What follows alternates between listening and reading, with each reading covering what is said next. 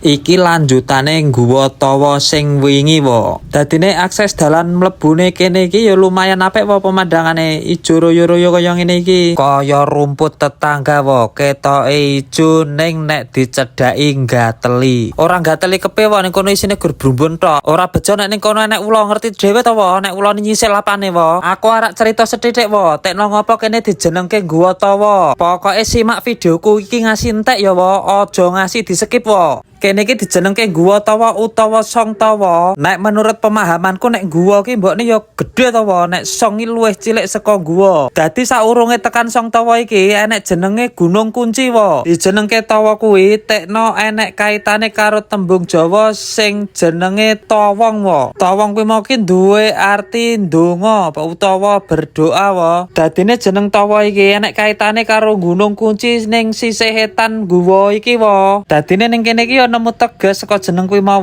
kuncine wong urip ki ndonga karo ditambahi usaha wo. Dadine ya ndonga ya usaha wo, men tekan apa sing dikarepke. Jan filosofine apik tenan ya wong jaman dhisik ki wo, nek ngekeki jeneng panggonan ki mesti nemoni makna sing luar biasa wo. Nek enek kleruku dibenerke lho wo, aku gur maca saka plakat ning ngarep ke mau wo.